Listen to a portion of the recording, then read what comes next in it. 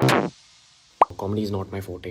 I'm just here to say sorry. ചോര തിളയ്ക്കുന്ന സിരകളുമായി വടക്കേന്ത്യക്കാരെ നോക്കി കുരയ്ക്കുന്ന മലയാളികളാണ് ശരിക്കും പറഞ്ഞാൽ നമുക്ക് വലിയ നാണക്കേടുണ്ടാക്കി വെച്ചതെന്നുള്ള ഒരു ചെറിയ അഭിപ്രായം പങ്കുവെച്ചുകൊണ്ട് പോങ്ങൻ ഈ സംസാരം ഇവിടെ അവസാനിപ്പിക്കാം. അതിന്റെ ഇടയിൽ എനിക്ക് വളരെ അഭിമാനവും സന്തോഷവും നൽകുന്ന ഒരു കാര്യം കൂടിയുണ്ട്, അതുകൂടി ഒന്ന് പറയാം.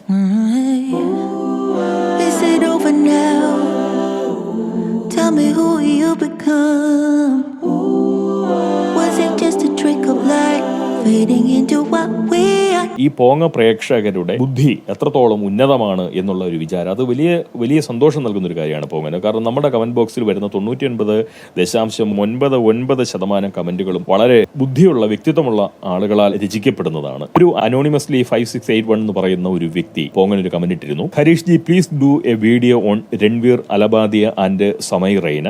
ഡാർക്ക് ഹ്യൂമർ എന്ന പേരിൽ അവർ vulgar and insensitive jokes spread ചെയ്യുന്നുണ്ട് എന്ന്. ശരിക്കും പറഞ്ഞാൽ ഈ മനുഷ്യൻ എത്ര ഭംഗിയായിട്ടാണ് ആ കാര്യത്തെ അവതരിപ്പിച്ചത്. അതായത് ഒരിക്കൽ പോലും ആ മനുഷ്യൻ പറഞ്ഞില്ല കേരളത്തെ അപമാനിച്ചു, അതുകൊണ്ട് കേരളീയൻ എന്ന നിലയിൽ പോങ്ങൻ അവരോട് പ്രതികരിക്കണം എന്നല്ല ഈ മനുഷ്യൻ പറഞ്ഞത്. അദ്ദേഹം പറഞ്ഞത് ആ നർമ്മത്തിന്റെ കാര്യം മാത്രമാണ്. നർമ്മത്തിന്റെ മറവിൽ ഇവർ കാണിക്കുന്ന വിവരക്കേടുകൾ, പറയുന്ന വിവരക്കേടുകൾ.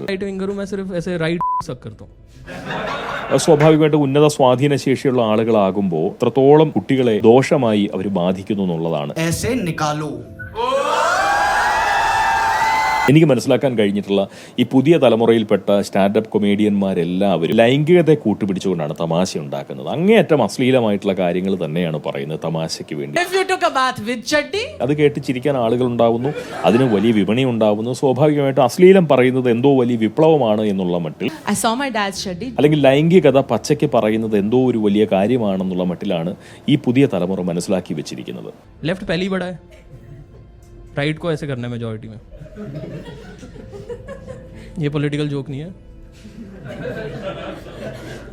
ये जोक है. ठीक है.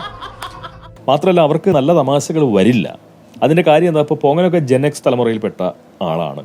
സ്വാഭാവികമായിട്ടും എന്റെയൊക്കെ ചെറുപ്പകാലത്തുള്ള പ്രധാനപ്പെട്ട വിനോദം എന്ന് പറയുന്നത് വായനയാണ്, പുസ്തക വായനയാണ്. പ്രധാനപ്പെട്ട നേരം പോക്ക് എന്ന് പറയുന്നത് പുസ്തകങ്ങളെയാണ് സമയം കൊല്ലാനായിട്ട് ആശ്രയിക്കുന്നത്. ആഴത്തിലും പരപ്പിലും ഒക്കെ നമ്മൾ വായിച്ചു കൂട്ടിയിട്ടുണ്ട് പോങ്ങന്റെയൊക്കെ തലമുറയിൽപ്പെട്ട ആളുകൾ. ഇപ്പൊ സ്വാഭാവികമായിട്ടും അവർക്ക് എന്ത് ഗുണം ഉണ്ടായെന്ന് വെച്ചാൽ ഭാവന കുറെ കൂടി വലുതാണ്. ഒരു കഥയിൽ ഒരു കഥാകൃത്ത് ഒരു ഗ്രാമത്തെ വർണ്ണിക്കുകയാണെന്നുണ്ടെങ്കിൽ ഓരോ വായനക്കാരനും ഓരോ ഗ്രാമത്തെയാണ് അടയാളപ്പെടുത്തുന്നത്. പക്ഷെ ഒരു തിയേറ്ററിൽ ഒരു സിനിമയിൽ ഒരു ഗ്രാമത്തെ കാണിച്ചു കഴിഞ്ഞാൽ, ഇപ്പൊ സത്യൻ അന്തിക്കാട് ഒരു സിനിമയിൽ ഒരു ഗ്രാമത്തെ കാണിച്ചു കഴിഞ്ഞാൽ ആ തിയേറ്ററിൽ സിനിമ കാണുന്ന 500 പ്രേക്ഷകരുണ്ടെങ്കിൽ ഈ 500 പ്രേക്ഷകരും കാണുന്നത് ഒരൊറ്റ ഗ്രാമത്തെയാണ്.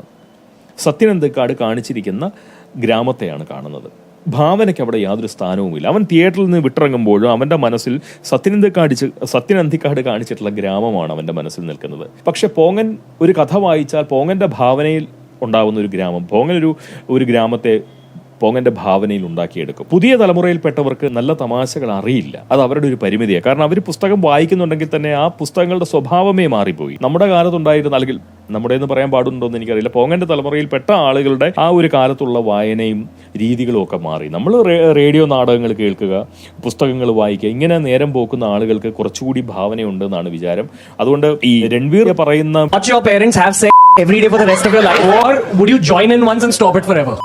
ഞാൻ വളരെ ഗൗരവത്തിൽ എടുത്തിട്ടില്ല. അയാൾ പറഞ്ഞ അശ്ലീലത്തെ ഞാൻ ഗൗരവത്തിൽ എടുത്തിട്ടില്ല. അതൊക്കെ അവരുടെ നിലവാരം അത്രയേ ഉള്ളൂ എന്നുള്ളത് കൊണ്ടാണ്. പിന്നെ നമ്മൾ ആലോചിക്കണം, ബീർ ബൈസെപ്സ് എന്ന് പറയുന്ന ഒരു വ്യക്തിയായിട്ട് നിൽക്കുന്ന രൺവീർ അലവലാതി, അദ്ദേഹം ഈ TRS എന്ന് പറയുന്ന പരിപാടിയിലേക്ക്, ദ രൺവീർ ഷോയിലേക്ക് എത്തിക്കഴിഞ്ഞപ്പോഴത്തേക്കും ഒരു പ്രത്യേക മതിപ്പ് അദ്ദേഹത്തിന് ഉണ്ടാക്കിയെടുക്കാൻ സാധിച്ചു. എപ്പോഴും ചോദ്യം ചോദിക്കുന്ന ആളുകൾക്ക് അങ്ങനെ ഒരു സൗജന്യമുണ്ട്. ചോദ്യം ചോദിക്കുന്നവന് വലിയ പ്രശ്നങ്ങളൊന്നുമില്ല. അതിഥിയെ കിട്ടിക്കഴിഞ്ഞാൽ ആ അതിഥിയെക്കുറിച്ച് വിശദമായ ഒരു പഠനം നടത്തി ആനുകാലികമായിട്ടുള്ള പല സംഭവങ്ങളും ഒക്കെ ചേർത്തെടുത്തുകൊണ്ട് കുറച്ച് ചോദ്യങ്ങൾ ഉണ്ടാക്കി വെച്ച് അത് ചോദിച്ചാൽ മാത്രം മതി. ഉത്തരം തരുന്നവനാണ് പലപ്പോഴും പെട്ടുപോകുന്നത്. പല ഉത്തരങ്ങളും വിവാദമാകാം, അതല്ലെങ്കിൽ പല ഉത്തരങ്ങളും ആക്കപ്പെടാം. അങ്ങനെ പലതരത്തിലും എന്തായാലും ഈ എയറിലാവുക എന്ന് പറയുന്ന ഒരു അവസ്ഥ ശരിക്കും പറഞ്ഞാൽ ചോദ്യം ചോദിക്കുന്നവനല്ല, ഉത്തരം പറയേണ്ടി വരുന്നവനാണ്. അപ്പോൾ ഈ ചോദ്യം ചോദിച്ചുകൊണ്ടിരുന്ന രൺവീറിന് ചോദ്യത്തിനപ്പുറത്തേക്ക് എന്തെങ്കിലും പ്രസ്താവന നടത്തേണ്ട ഒരു അവസ്ഥ വരുമ്പോഴാണ് ഇവരുടെയൊക്കെ ഉള്ളിലുള്ള ത്തിന്റെ ആഴവും പരപ്പും നമുക്ക് ബോധ്യപ്പെടുന്നത്. ഒരുപാട് സുപ്രസിദ്ധരായിട്ടുള്ള ആളുകളുമായിട്ട് ഈ രൺവീർ അലവലാതി അഭിമുഖ സംസാരം നടത്തി. വളരെ വിജയകരമായിട്ട് തന്നെയാണ് നടത്തിയത്. അദ്ദേഹം ശരിക്കും പറഞ്ഞാൽ നല്ലൊരു അവതാരകനല്ല, നല്ല ഒരു അവതാരകനായി അഭിനയിക്കാൻ അറിയാവുന്ന ഒരു നടനാണ് ശരിക്കും പറഞ്ഞു കഴിഞ്ഞാൽ ഈ പറയുന്ന രൺവീർ അലവലാതി എന്ന് എനിക്ക് തോന്നിയിട്ടുണ്ട്. കാരണം അദ്ദേഹം ഒരാളോട് ചോദ്യം ചോദിക്കുന്നു, ആ ചോദ്യത്തിന് അദ്ദേഹം കൊടുക്കുന്ന ഉത്തരത്തോടുള്ള ഇദ്ദേഹത്തിന്റെ പ്രതികരണം കാണണം. എത്രയെത്ര ഭാവങ്ങളാണ് മുഖത്ത് വിരിയുന്നത്. ഒന്നാമതേ ജന്മനാ സുന്ദരനായിട്ടുള്ള ഒരാളാണ് ഈ രൺവീർ അലവലാതി എന്ന് പറയുന്നത്. അദ്ദേഹത്തിന്റെ മുഖത്ത് ഉത്തരങ്ങൾക്ക് അനുസൃതമായിട്ടുള്ള ഭാവങ്ങൾ നൊടിയിടയിൽ ഇങ്ങനെ മിന്നിമറിഞ്ഞുകൊണ്ടിരിക്കും. അത് അദ്ദേഹത്തിന്റെ ഒരു കഴിവാണ്. ഞാൻ പറഞ്ഞു വന്നത്, നമ്മുടെ ഈ നാട്ടിൽ തന്നെയുള്ള മിക്ക യൂട്യൂബർമാരെ എടുത്തു നോക്കിക്കഴിഞ്ഞാൽ തന്നെ ഇവർക്കൊക്കെ രണ്ട് മുഖങ്ങളുണ്ട്. അതുപോലെ ഒരു മുഖവും കൂടിയാണ് നമ്മളിപ്പോൾ ഈ പറയുന്ന കറുത്ത ഹാസ്യത്തിലൂടെ രൺവീർ അലവലാദിയുടെ മറ്റൊരു മുഖമാണ് കണ്ടത്. നമ്മൾ ഓരോ മനുഷ്യർക്കും, നമ്മൾ എല്ലാവർക്കും ഒന്നിലധികം മുഖങ്ങളുണ്ട്. രണ്ട് മുഖം അല്ല പറയും, ഒന്നിലധികം മുഖങ്ങളുണ്ട്. അപ്പോൾ അതുകൊണ്ട് അതിനകത്തൊന്നും ഒരു കാര്യമൊന്നുമില്ല. ഇതുപോലൊരു കാര്യം പറഞ്ഞു, അദ്ദേഹം ക്ഷമാപണം നടത്തി, അതിനുള്ള മര്യാദ അദ്ദേഹം കാണിച്ചു. ക്ഷമിക്കണോ വേണ്ടയോ എന്നുള്ളത് അദ്ദേഹത്തിന്റെ ആരാധകരും അദ്ദേഹത്തിന്റെ പ്രേക്ഷകരും തീരുമാനിച്ചോട്ടെ.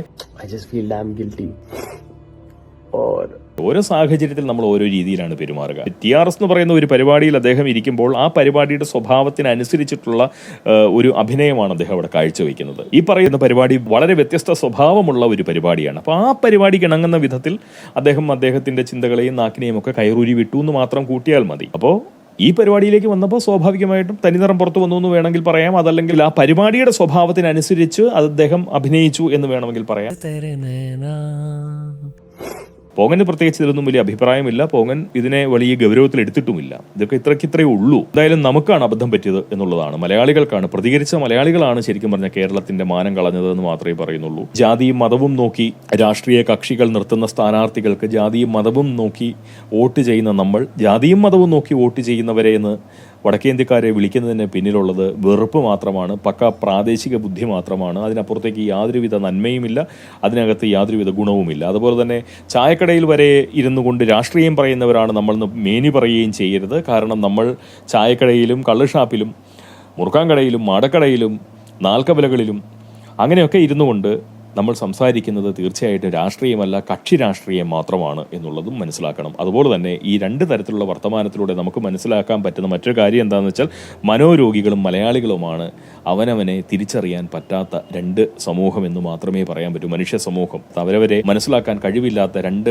സമൂഹം എന്ന് പറയുന്നത് ഒന്ന് മനോരോഗികളും രണ്ട് മലയാളികളുമാണ് എന്ന് പറയുന്ന ഒരു ചിന്ത പരക്കെ വ്യാപിപ്പിക്കാൻ പര്യാപ്തമായ നിലയ്ക്കാണ് ഈ വിഷയത്തോടുള്ള പ്രതികരണം എന്ന് മാത്രമേ പോങ്ങൻ പറയുന്നുള്ളൂ. കൂടുതൽ വിശേഷങ്ങളൊന്നുമില്ല. അടുത്ത സംസാരത്തിലൂടെ വീണ്ടും കേൾക്കാം. അടുത്ത വീഡിയോയിൽ നമുക്ക് വീണ്ടും കാണാം. മനോരോഗികൾ ഉള്ള ഭ്രാന്തിനെ ഇല്ല എന്ന് പറഞ്ഞ് നടക്കുമ്പോൾ ഇല്ലാത്ത ബുദ്ധി ഉണ്ടെന്ന് നടിച്ച് നടക്കുന്ന ആൾക്കാരാണ് മലയാളികൾ.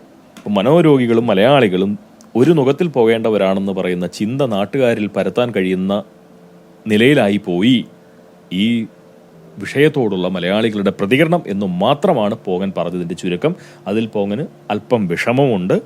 ഈ സ്വഭാവം മലയാളികൾക്കുള്ളത് കൊണ്ടാണ് കേരളമെന്ന് കേൾക്കുമ്പോൾ പോങ്ങൻ്റെ സിരകളിൽ ചോര അങ്ങോട്ട് തിളയ്ക്കാത്തത്. അല്ലാതെ പോങ്ങന് പ്രായമായി വരുന്നത് കൊണ്ടല്ല, മധ്യവയസ്സിലെത്തിയത് കൊണ്ടല്ല പോങ്ങൻ്റെ തിളപ്പ് നഷ്ടപ്പെട്ടത്. കേരളീയനായി കേരളത്തിൽ കേരളീയർക്കൊപ്പം കഴിയുന്നത് കൊണ്ട് സംഭവിച്ച ഏനക്കേടാണ്. നമുക്ക് ഈ സ്വഭാവം മാറ്റിയെടുക്കണം. കേരളം എന്ന് കേട്ടാൽ പോങ്ങനെ പോലുള്ള ആളുകളിലും ചോരത്തിളപ്പ് സൃഷ്ടിക്കാൻ കഴിയുന്ന തരത്തിലുള്ള പെരുമാറ്റം നമ്മൾ മലയാളികളിൽ നിന്ന് ഉണ്ടാവട്ടെ എന്ന്, അല്ലെങ്കിൽ ഉണ്ടായി വരട്ടെ എന്നുള്ള ആഗ്രഹം പങ്കുവെച്ചുകൊണ്ട് പോങ്ങൻ ഈ സംസാരം ഇവിടെ നിർത്തുന്നു. വളരെ സന്തോഷം. അടുത്ത വീഡിയോയോട് വീണ്ടും കാണാം. അടുത്ത സംസാരത്തോട് നമുക്ക് വീണ്ടും കേൾക്കാം. സ്നേഹം. I saw my dad's study, independent of my dad. Just to clarify, I saw my dad's study